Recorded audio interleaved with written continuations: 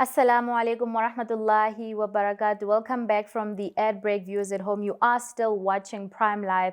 Now, today I have an amazing guest. We are joined by the Egyptian American comedian, goes by the name by Mr. Bassem Youssef, and he will be chatting to us about his political views on the Middle East and also his experiences on, bringing awareness to issues about the Palestinian cause through his humor. But also, we're going to be touching base on his tour in South Africa. We're very excited about that. We've got very limited time with him, so I'm going to try to squeeze in as much information as I can. So, assalamu alaikum. Thank you so much for joining us on Prime Live. Alaikum salam wa barakatuh. It's such a pleasure for me to be with you. Thank you so much. So I'm just going to jump right straight into it. So now your comedy blends humor with political commentary. So how do you balance being funny, but also being so thought-provoking? It's not very difficult because seeing that the political scape is full of ridiculousness. Well, I mean, the thing is that once you stop taking politics seriously, the way that people want you to take it, you find all kind of ridiculousness and humor. At the end of the day, I think the real clowns are the politicians. We are just there to talk about it. That's an interesting way of looking at it. So now, just based on the fact that you are a comedian, in your view, how can comedy and satire contribute to political discourse, especially in what's happening in the Middle East? I think people give too much importance to comedy changing things or affecting discourse. I think what comedians do is just to show the absurdity of how people lie to you and manipulate the masses, and it's really up to the people to change it. I mean,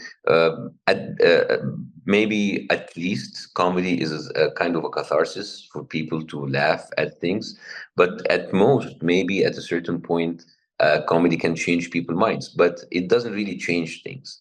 When they say like prayer don't change things, prayer change people, and people change things. At the end of the day, we are comedians. We're just sitting there at the end of it and just like making fun of it. So really, it is not. I think we're just like our roles as comedians is too glorified, while we're really just like sitting at the end of the bus and throwing spitballs. On the other side, I do think that it also takes like some certain level of bravery, because a lot of the things that you tackle, not everybody has the bravery to stand, ground on and actually tackle. So I wouldn't really downplay it like that to say it's just, not a big deal. I mean, the day that comedians will come up and say we're brave is the day that the world should end. Because at the end of the day, we're just cracking jokes. I don't think. Again, I think, guys, you're giving too much importance to comedians. We're glorified clowns who have like a way to say things in a more funny ways. And I think the bigger mistake is just to confuse comedy with activism. And I think that once you do that, I think it puts comedians in a way that they don't want to be, because we're not activists, we're not politicians. We're talking to the people and telling them, look how ridiculous and stupid things are.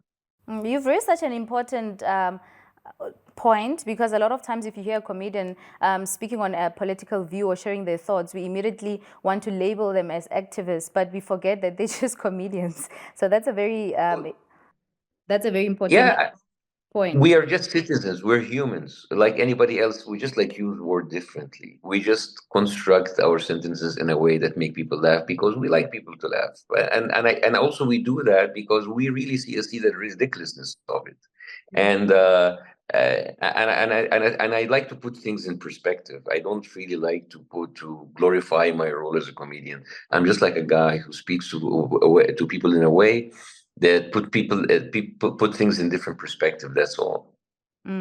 I mean, with comedy and making fun and jokes and being what you call this, someone that just speaks on what they believe in and share what's on their mind, there's often a lot of backlash that comes with that. I mean, we saw with your interview with Piers Morgan. How do you manage such reactions and backlash from people?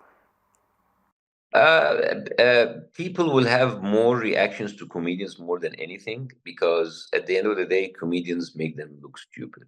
and people don't like to look stupid. And if you look at the political landscape, everyone in the political landscape are stupid. They just don't want to be faced with the fact that they are.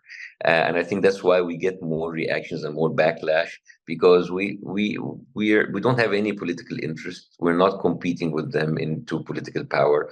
We just look at them. It's basically we're just telling the emperor that he's wearing no clothes, and that makes them go crazy. That's very interesting. I mean, just moving on to, I think the best part of this interview is the fact that you're also coming into South Africa for your tour. Please tell us about what our expectations can be, and what do you have planned for the people that will be attending?